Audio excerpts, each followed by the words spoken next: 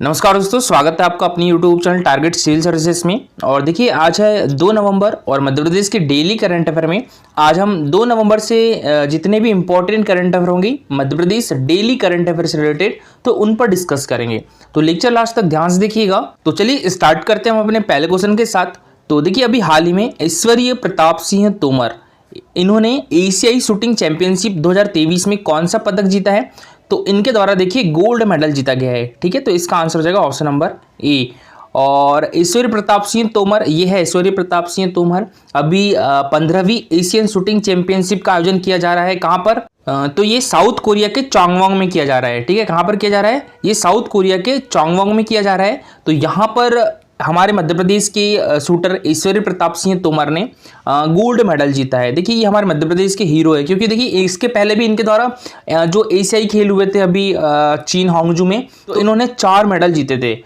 एक gold medal था, ठीक है, और 2 रजत पदक थे और एक कांस्य पदक था। वो एशियन गेम्स थे। एशियन गेम्स में ऐश्वर्य प्रताप सिंह तोमर ने 4 पदक जीते थे, एक गोल्ड मेडल जीता था, 2 रजत पदक जीता था और एक कांस्य पदक जीता था। और ये एशियाई शूटिंग चैंपियनशिप है। ठीक है, तो इसका आयोजन कहां पर किया जा रहा है? तो ये साउथ कोरिया में किया जा रहा है। और यहां पर हमारे मध्य प्रदेश के शूटर ऐश्वर्य प्रताप सिंह तोमर ने स्वर्ण पदक जीता है। और देखिए इनके द्वारा स्वर्ण पदक 50 मीटर राइफल 3 पोजीशन में जीता गया है। और इनका संबंध हमारे मध्य प्रदेश के किस डिस्ट्रिक्ट से है? तो खरगोन डिस्ट्रिक्ट से है। देखिए इस बार ये मोस्ट इंपॉर्टेंट हो जाते हैं, क्योंकि इन्होंने एशियाई गेम्स में भी पदक जीते हैं, 4 पदक जीते हैं, और अभी एशियाई शूटिंग चैंपियनशिप में भी गोल्ड मेडल लाया है। और इनको हमारी मध्य प्रदेश सरकार के द्वारा 2019 में एकलव्य पुरस्कार से भी सम्मानित किया गया था। और देखिए बात करें यहाँ पर शूटिंग की, तो हमारे मध्य प्रदेश शूटिंग एकेडमी कहाँ पर है? तो ये भोपाल डिस्ट्रिक्ट में है। ठीक है, मध्य प्रदेश शूटिंग एकेडमी कहाँ पर है? भोपाल में है। और इसकी स्थापना जो है वो 2007 में की गई थी।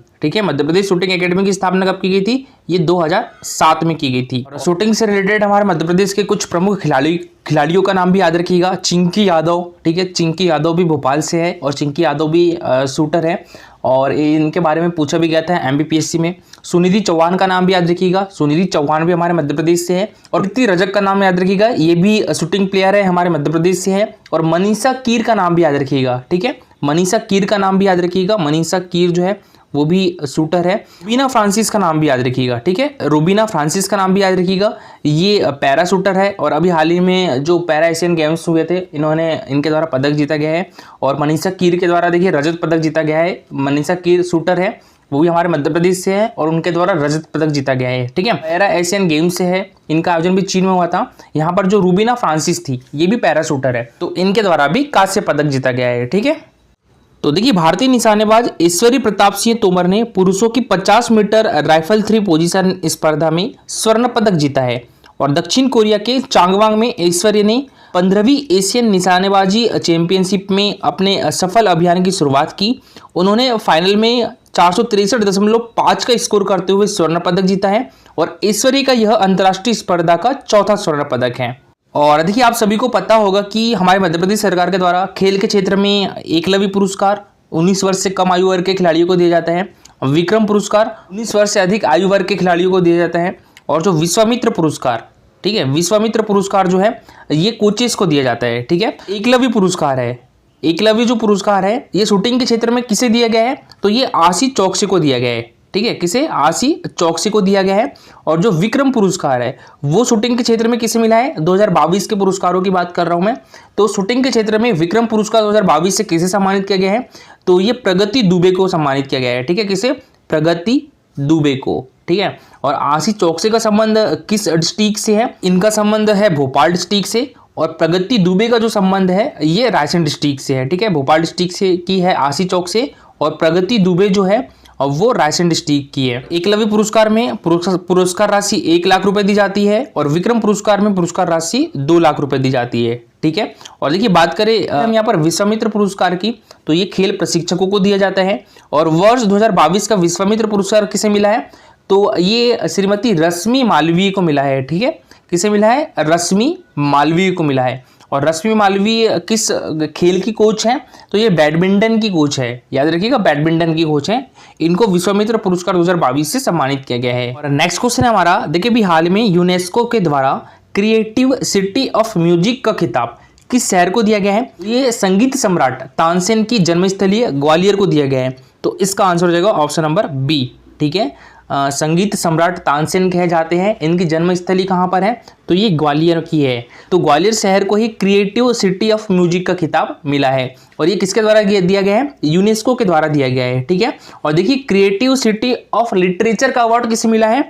तो ये कोझिकोड को मिला है। कोझिकोड कहाँ पर है? ये केरला में है। ये भी इंपॉर्टेंट है, याद रखिएगा। ठीक है, क्रिएटिव सिटी ऑफ लिटरेचर का अवार्ड यानी साहित्य का अवार्ड बोले तो वो कोझिकोड को दिया है, और संगीत में बोले तो किसे मिला है? ग्वालियर को मिला है। और देखिए यूनेस्को की वर्ल्ड हेरिटेज सिटी में भी आते हैं ग्वालियर और ओरछा। ठीक है, ये यूनेस्को की वर्ल्ड हेरिटेज सिटी भी है। और देखिए India's both the nomination have been included in the UNESCO creative cities network, Gwalior for music and Kozhikode for literature. ठीक है, तो ग्वालियर को म्यूजिक के लिए और कोझिकोड को लिटरेचर के लिए मिला है। देखिए बात करें हम यहाँ पर यूनेस्को की, तो इसकी फुल फॉर्म जो है united nation educational scientific and culture organization. ठीक है, united nation educational scientific and cultural organisation.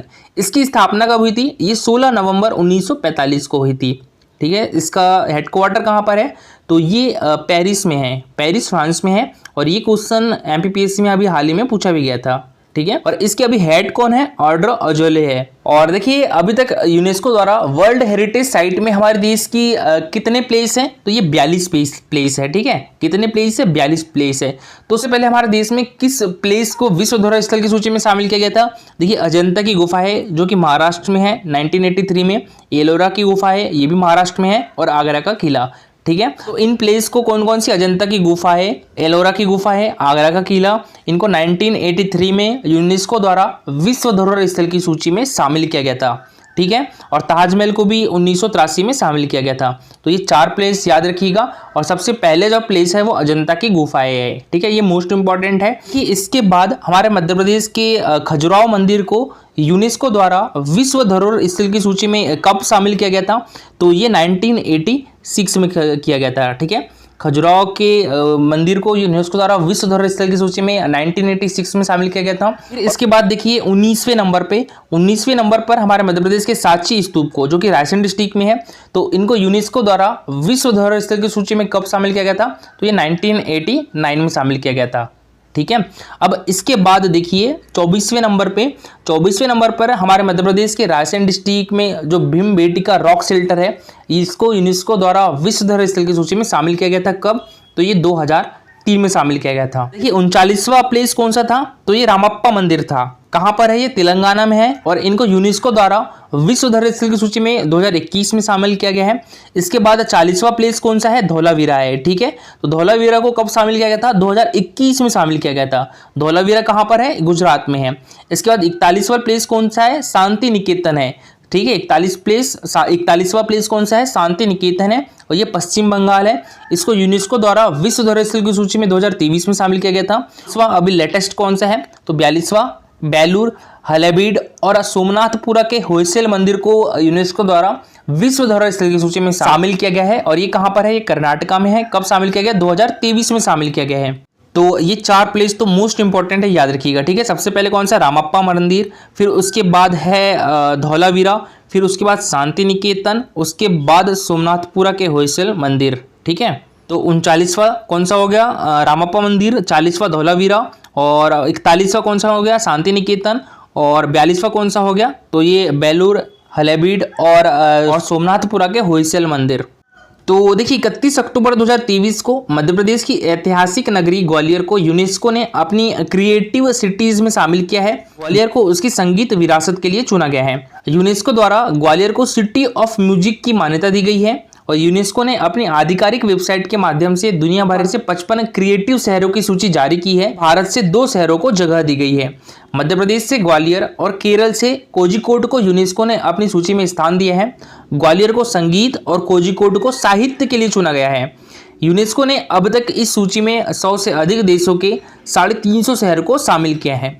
Madhya Pradesh tourism विभाग ने इसका प्रस्ताव यूनेस्को को भेजा था, और इस प्रस्ताव में बताया गया था कि ग्वालियर अपनी संगीत धरोहर के लिए दुनिया भर में जाना जाता है, और यह शहर तानसेन, बैजू बावरा, राग रागिनी, ध्रुपद के लिए प्रसिद्ध है। और देखिए बात करें तानसेन की, तो तानसेन का मकबरा कहाँ पर है? तो ये ग्वालियर में स्थित है। तानसेन का बचपन का नाम रामतनु था। तानसेन संत मोहम्मद गौस के शिष्य थे। तानसेन ने 12 वर्ष की आयु में स्वामी हरिदास के पास संगीत का अध्ययन किया था। ठीक है, तो किसके बाद संगीत का अध्ययन किया था? स्वामी हरिदास जी के पास संगीत का अध्ययन किया था। और हरिदास के बाद तानसेन को मोहम्मद गौस के साथ 3 साल तक शिक्षित किया गया था। और तानसेन को श्रद्धांजलि देने के उद्देश्य से तानसेन समारोह का आयोजन भी कहाँ पर किया जाता है? तो ये ग्वालियर डिस्ट्रिक्ट में किया जाता है। तानसेन समारोह हर साल दिसंबर के महीने में मध्य प्रदेश के ग्वालियर जिले में मनाया जाता है। और बात करें ग्वालियर की, तो ग्वालियर में ग्वालियर किला स्थित है, जिसे जिब्राल्टर फोर्ट के नाम से भी जाना जाता है। ग्वालियर किले में गुजरी महल, जहांगीर महल, मोती महल, जौहर कुंड और विक्रम महल स्थित है। ग्वालियर किले में मान मंदिर व सहस्त्रबाहु का मंदिर भी स्थित है। प्रदेश का सबसे बड़ा गुरुद्वारा बंदी छोड़ ग्वालियर किले में ही स्थित है। और ग्वालियर किले का निर्माण राजा सूरज सेन ने करवाया था। और देखिए ग्वालियर किले में 5 दरवाजे हैं। कौन कौन से? एक तो हाथीपुल, बादलगढ़, हिंडोला, भरतहरी, आलमगीर। ठीक है, तो इसमें जो 2 मुख्य दरवाजे हैं वो कौन कौन से? एक तो हाथीपुल है जो कि उत्तर पूर्व में है, और एक है बादलगढ़ जो कि दक्षिण पश्चिम में है। देखिए यहाँ पर एक चीज़ याद रखिएगा, जो निवाड़ी डिस्ट्रिक्ट है यहाँ पर एक गांव है। कौन सा? लाडपुरा खास गांव है। ठीक है, निवाड़ी डिस्ट्रिक्ट में एक लाडपुरा खास है। तो इसको ग्रामीण पर्यटन में बेहतर प्रदर्शन के लिए united nation world tourism organisation के द्वारा बेस्ट टूरिज्म विलेज का अवार्ड दिया गया था। कब? ये 2022 में दिया गया था। ठीक है, कब दिया गया था? 2022 में। तो याद रखिएगा, निवाड़ी जिले के लाडपुरा खास गांव को ग्रामीण पर्यटन में बेहतर प्रदर्शन के लिए united nation world tourism organisation की ओर से बेस्ट टूरिज्म विलेज का अवार्ड दिया गया था। और दूसरा गांव देखिए, अभी हाल ही में पन्ना जिले का जो मड़ला गांव है, ठीक है, पन्ना जिले का मड़ला गांव को भी ग्रामीण पर्यटन में बेहतर प्रदर्शन के लिए united nation world tourism organisation के द्वारा बेस्ट टूरिज्म विलेज का अवार्ड दिया गया है। ठीक है, तो निवाड़ी जिले के लाडपुरा खास गांव को कब मिला था? 2022 में दिया गया था। और जो पन्ना जिले का मड़ला गांव है इसे 2023 में दिया गया था। और देखिए कल का हमारा क्वेश्चन था, देखिए क्षेत्रफल की दृष्टि से मध्य प्रदेश का सबसे बड़ा जिला कौन सा बन गया है? तो ये शिवपुरी डिस्ट्रिक्ट बन गया है।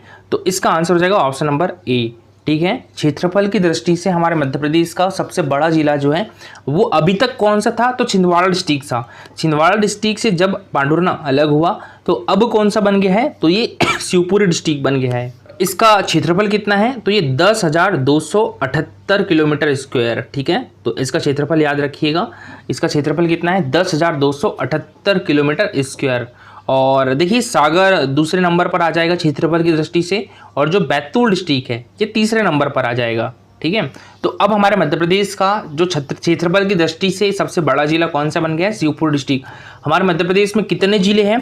तो 55 जिले हैं। हमारे मध्य प्रदेश में कितने जिले हैं? 55 जिले हैं। ठीक है, तो देखिए जो 53वां जिला है ये मऊगंज है। कहाँ, किस जिले से अलग होकर बना है? तो रीवा डिस्ट्रिक्ट से अलग होकर बना है। ठीक है, और रीवा डिस्ट्रिक्ट की लोकेशन देखें हम, तो ये है रीवा डिस्ट्रिक्ट। ठीक है, इसी से अलग होकर बना है मऊगंज। हमारे मध्य प्रदेश का 53वां जिला है। ठीक है, और कब बना था ये? तो 13 अक्टूबर 2023 को बना था। ठीक है, कब बना था? डेट याद रखिएगा, 13 अगस्त 2023 को बना था। इसके बाद 5 अक्टूबर, ठीक है, 5 अक्टूबर 2023 को हमारे मध्य प्रदेश में 2 और नए जिले का गठन किया गया। कौन कौन से?